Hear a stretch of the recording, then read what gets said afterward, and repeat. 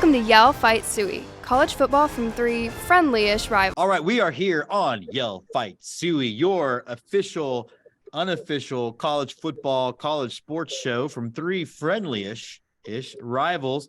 We've got the Yell and Andy Tom Cheston, who busted out the letter jacket today. Love that. 4-year letterman. Don't know in what. I've got a sweet Astros letter jacket, so I'm not anti-letter jacket. And we've got the Sooie, and like you must be running at night with that yellow sweatshirt, man. What's going on with that? I am wearing my Blues sweatshirt because it's cold and yeah, I got the Arkansas cap on, so we got that going. Right. I'm wearing nothing associated. I'm the Fight, but I've got my Astros World Championships pulley on, and then my Erie Seawolves Christmas shirt. So we are good to go. Christmas came early for two of the fan bases on this show. Days after Thanksgiving. First off, I think the most surprising score of our teams was, and honestly, Andy, a score that wouldn't have been surprising before the season started, but as things play out. But the Fighting Texas Aggies took out the Bayou Bengals by 15, man. What a good win for you guys. It was a really good win too, because it felt like LSU kept getting back in the game and then y'all kept scoring or getting a defensive stop. So it was good. It was a good game.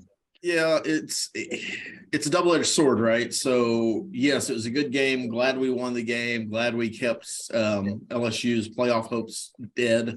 Because no matter what happens this week against Georgia, and LSU's not going to win, but let's just say they did, they're still not going to the playoffs. And that, as a rivalry goes, is why you play the game. The other side of that sword is, and every A&M fan's asking this question, is where has this team literally been all season? Because outside of the Alabama game, which was a lot more about Alabama playing down than it was about A&M playing up and having Bryce Young out, A&M hasn't looked impressive at all this season.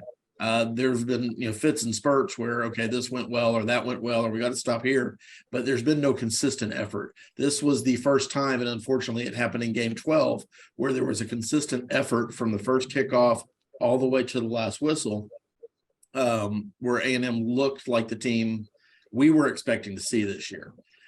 So it's a nice step. I mean, and if you look at it as it's being our bowl game, because we don't have anything else scheduled, the APR being what it is, even if they get to the 5-7 bowl game, folks, we're not one of those.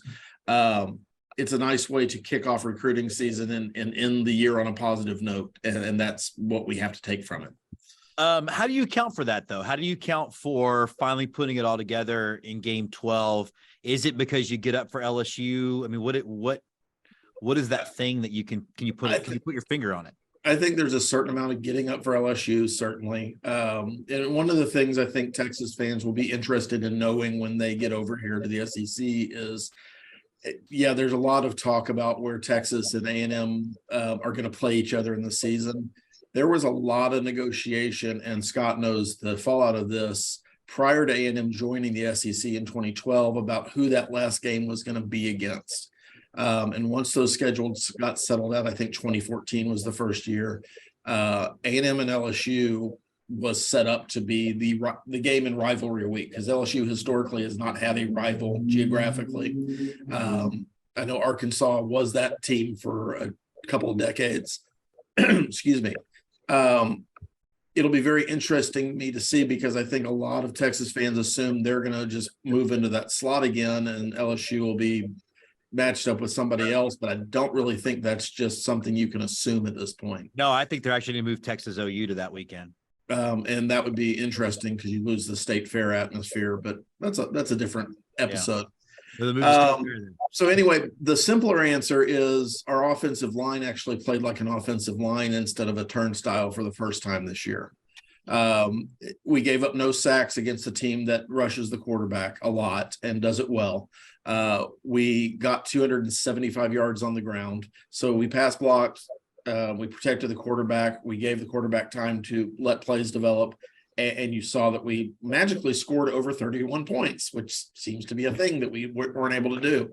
38 is the most we've scored against anybody, including Sam Houston State this year. So I think it is as simple as having a good offensive line makes everything else work better. Okay. Now, Scott, look, I hate to poke a little fun, but you were the one who kind of dashed this stat as we got out of here last week. You know which one I'm bringing up too, right? Arkansas remains winless in Missouri. What happened? Something about Como. I think it's because Missouri's home stadium doesn't look like an SEC stadium, and we forget that it's actually like a Texas football. high school football stadium and a school that can't afford it. It looks like. But the big M with the rock out there, that's just such a nice touch. Not really. I think I saw that on Friday Night Lights, like season 3. The East Dillon Panthers had to travel to Midlothian or something. Yeah, I mean, the only thing I can think of is look, there were times throughout the year that a Razorback fan could definitely go, wow, we were way too aggressive. You know, down by 3, 4th and 4 from your own 42. Let's go for it. Whoa, what are we doing? But then against Missouri, it's like we did the complete opposite. We went conservative. To the antithesis of what Andy was talking about, our offensive line completely forgot how to block in the last half of the season, at least, except against Ole Miss, because Ole Miss wasn't paying attention because they were afraid their coach was going to Auburn, and we took advantage of the situation.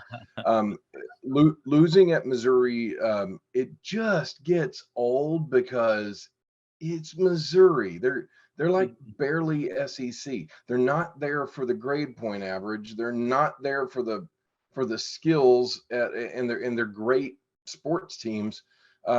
Yeah, Missouri still is a weird fit in the SEC to me, but they're there and we can't beat them when we go there. So I'm going to blame it on the field.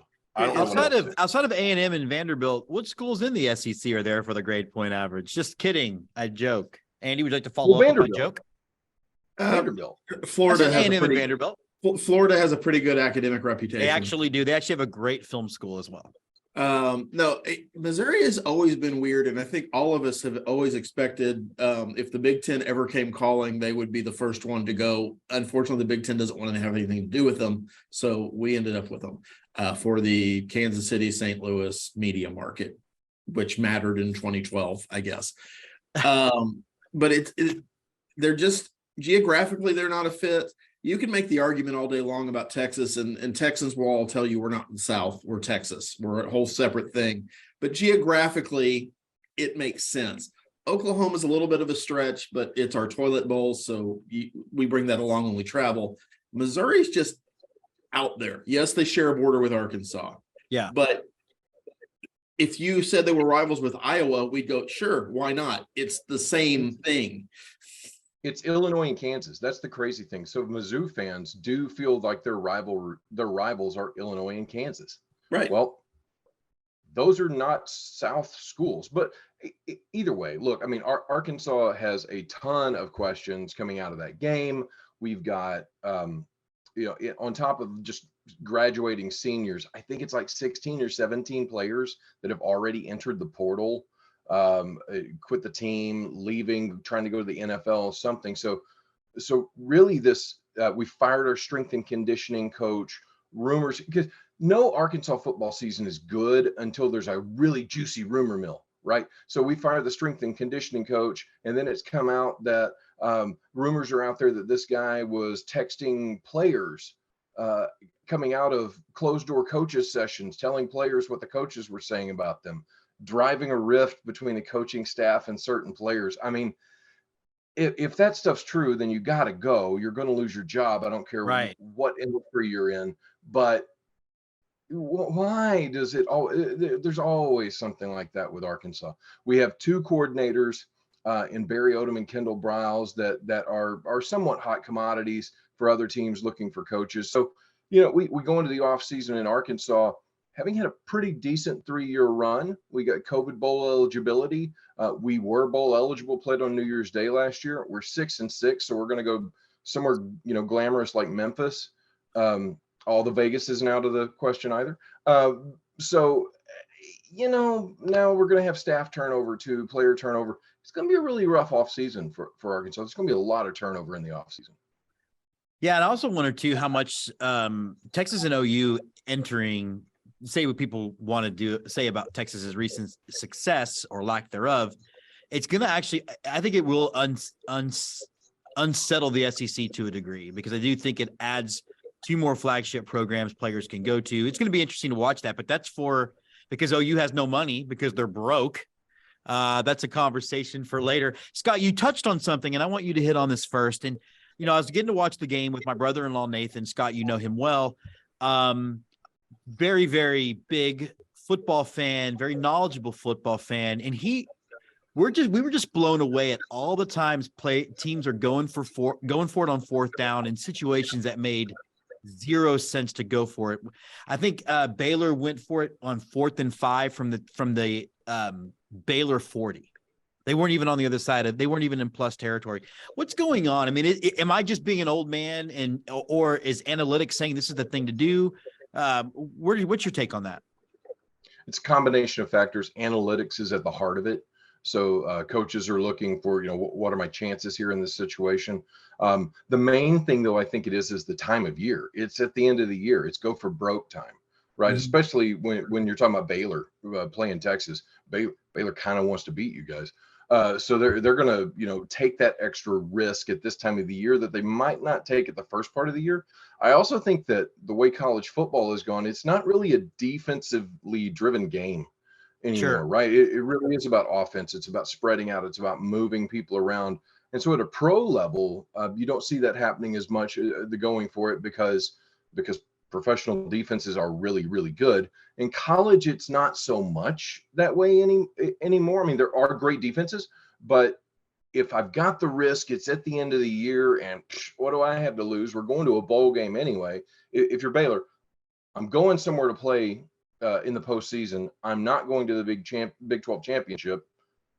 Go for broke. Why not? Give this a shot. And I think you saw a lot of teams do that. I mean, Lane Kiffin is renowned for it at Ole Miss.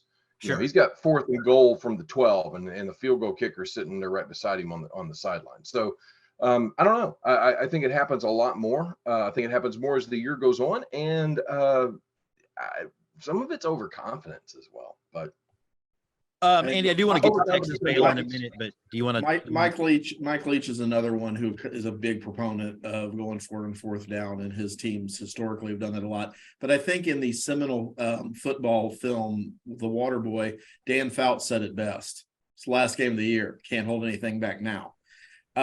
So that that's summing up exactly what Scott just said in a much shorter, briefer time period. That's all it is. We've got a card that says we can do this, and maybe it makes a difference. If we get it, it looks great. If we don't, we're still Baylor. That's the first time Andy's ever concisely shortened my words.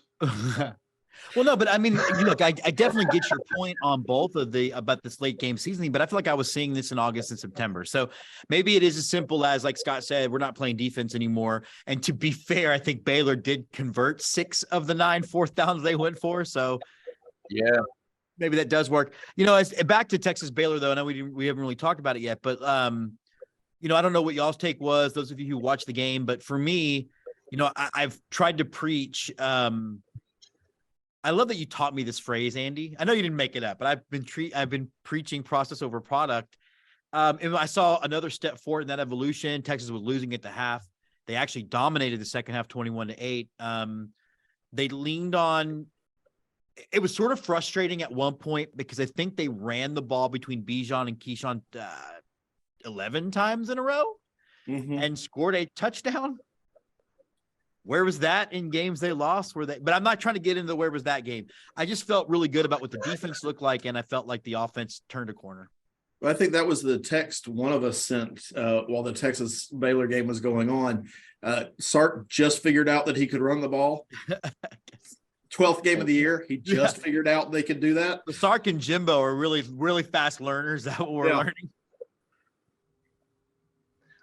Well, I mean, I do think No, I do. I think it was a great game, but yeah, Texas got back to fundamentals and they went back to their strengths. And I think that's another thing you see teams get away from. A lot of these offensive coordinators have these incredible schemes and they've got all these ideas, and they do need to be reined in. And sometimes the best thing you can do is give the ball to a big fast guy and let him go 5 yards forward. I That think it's that's actually effective when you do that. That's really effective. But Andy, I know I want to get to you in a second, but Andy, I want you also to chew on this. Like, yes, we're talking about wide open offense. That's not much different than the Major League Baseball world we're living in, where it's home runs or nothing. And yet we just saw a team win the World Series by being defense first. Maybe that's the solution for teams, is to dive back into that direction. Well, I think it's, and we've talked about this a lot, and I think it might be a little bit of a stretch here, but I think the current system of basically unlimited free agency for college football players, which I'm not against, but it's a factor, and NIL deals are a factor. You have to present your offensive skill players as being players who are going to have an opportunity to make money, not just at the NFL, but while we're here. And the way wide receivers and quarterbacks make money is throwing the ball deep down the field and making spectacular catches. So you have to show that as a thing. That's been part of Jimbo Fisher's recruiting issues over the last couple of years, is because he's really good at running the ball when his offense is going well, and tight end passes over the middle. It's considered old school. The wide receivers are blockers downfield a large part of the time. And that's great. And you can win a lot of football games with that. Jimbo Fisher has won a lot of football games doing that. But when you're trying to force the ball down the field just to prove a point that, hey, we can be flashy too, or we can throw down the field too, without a purpose, I think you run into a lot of the things that A&M ran into this year and a lot of other teams run into. It's offense for the sake of, not for the sake of winning, but for putting on a show, which doesn't win football games. I think you're exactly right. I think you're going to see teams, and it's hard because the rules do favor offense. They just do. That's true. But you're going to see teams eventually evolve to figure out how to stop the offenses that exist today. And then there'll be a switch back to defense first, and who makes the fewest mistake wins. And frankly, the wonderful thing about college football, a lot of different styles can win football games. It's not the NFL where you all do the exact same thing to win games. Yeah, I'll also say, let me also say to that, Andy, as well. You've got a lot of these offenses that want to go fast, right? There's no substitutions. You get to the line. Defense doesn't have time to substitute. You're trying to get these mismatched. You're trying to get these mismatches on the field out of that. So in one way, that's leading to more of the offense, and the defense gets kind of trapped out there. But you've also seen a lot of defensive coordinators who have figured out about the RPO, the run pass option that we've all heard about forever. The way to stop that is not by brawn up front. The way to stop that is by speed and, all the way across the field, and taking away those options as quickly as possible. So you've seen that kind of shift a little bit, and you've seen, I do think the defense is coming back more now than it had because of that, because defensive coordinators are really smart and they figure that out. What was it, 10 years ago, we saw, Lane Kiffin and all of these, the coordinators that Nick Saban had running things wide open, was a huge step for Nick Saban to embrace. Yeah.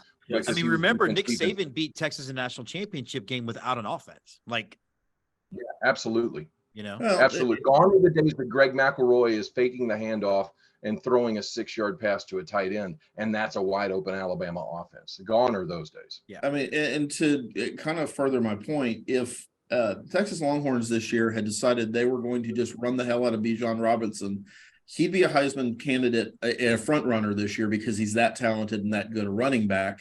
But it probably cost you Xavier Worthy on your roster in 2023, which I guess, if I'm reading the internet tea leaves right, he's at least taken down all the Longhorn stuff off his Twitter account because he's renegotiating his NIL deal. I don't think it's anything more than that, but you got to make sure they know I could leave at any time, right?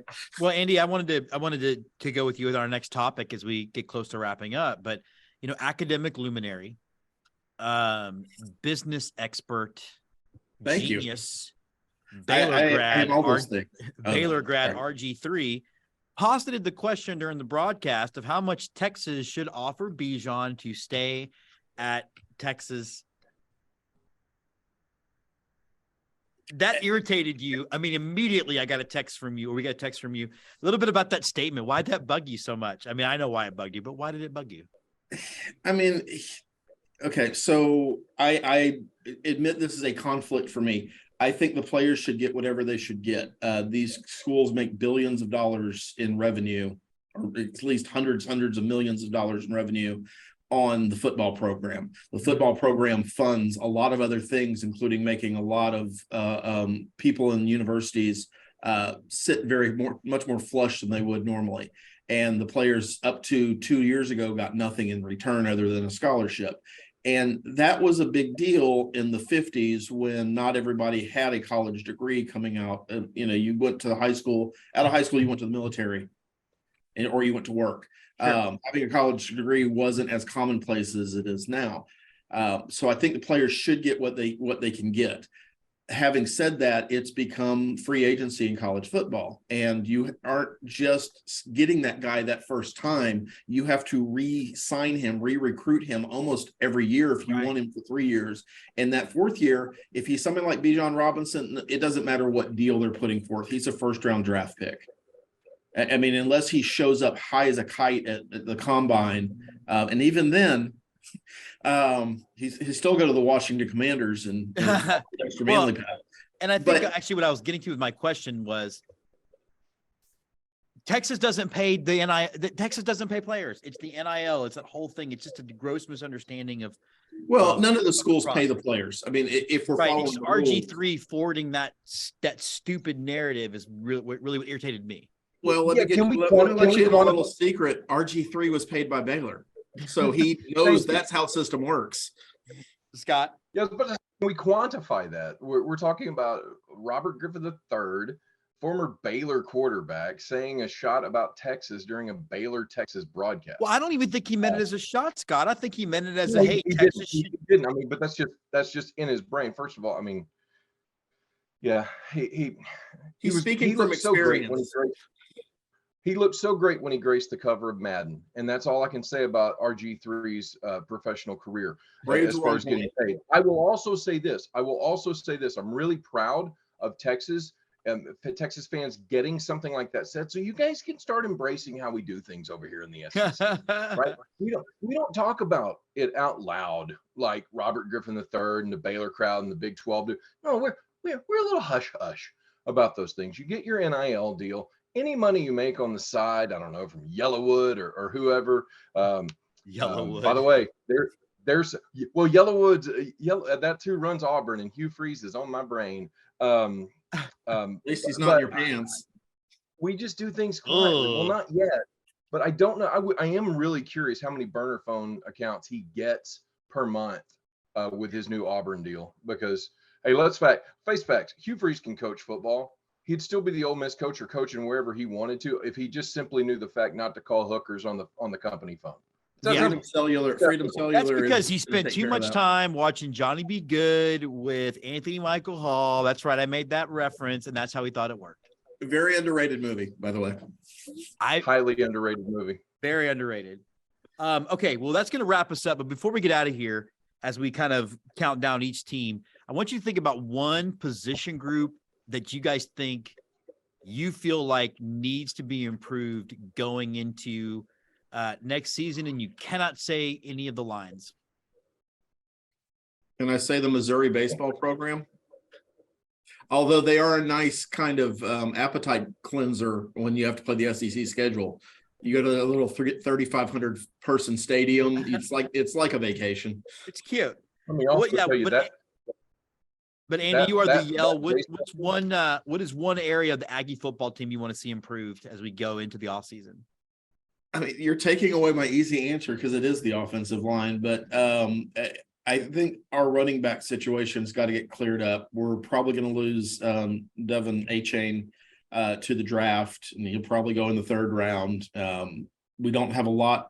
Well, I tell you that we have guys that have been recruited and were highly thought of, but you're going to see some offensive changes, and those guys are going to have to make decisions about if they're going to stay or not, basically. So I think the other piece of that is the change has to come through. We're going to have to really embrace the portal, and Jimbo's going to have to stop being stubborn about that, which he says he's going to do. So I see a big influx of guys coming from other programs. I think we've already had 9 guys transfer out, none of them starters and none of them from the 22 class that everybody thinks is leaving any minute now. But I think that's the big change I want to see, is going out and being really active in the portal, and then sewing up some of the weaker spots like the running back position.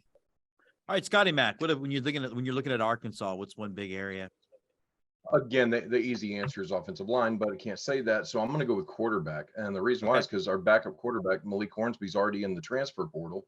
And KJ Jefferson still, after all this time, can't seem to hit a receiver in stride on a crossing route, which really does cost your team incredible yards when your offense is based on timing and you're throwing it behind receivers. You kill timing, you kill the yards after the catch. Sure. And that is kind of what Kendall Browell's offense is predicated on. I'll also quickly say that Missouri Baseball Stadium, I've been there. It sits on top of a hill. It's cold and it's windy up there during games. Yeah, it is not a great place to be. Also, the process over product comment that Andy made has me now wondering if his last name's really Andy Tom Saban. So I may just call him that from now on. It didn't come from Saban. But he says those things, so I'm just saying, hey, look, you got to trust the process, okay? I'm just excited. 11 of the SEC baseball teams are ranked in the top 25. If you add Texas in, that's 12. Missouri serves a purpose. If we asked what Missouri's purpose was, it was to give every team in the SEC 3 wins in the baseball schedule. All right. Well, as we get out of here, I'm going to say Texas needs to improve the wide receiver position. That's even with Xavier Worthy coming out. Texas seems to have tight ends coming out of their ass all of a sudden, which, for 3 years ago is a big deal. But there's really doesn't seem to be a guy outside that can take some of the pressure off Xavier Worthy. And I think if you get that, you get a really dynamic offense. This has been Yell Fight Sooie. I am the fight in the thing, James Christopher. We got Scotty Mac, our Sooie, and our Fight in Texas Aggie, Andy Tom Cheston. Till next week when we start looking at the college football playoff and bowl schedules. Y'all have a great week. Y'all Fight Sooie is part of the Let's Get To network. Y'all Fight Sooie is produced by Twitchy Dolphin Media.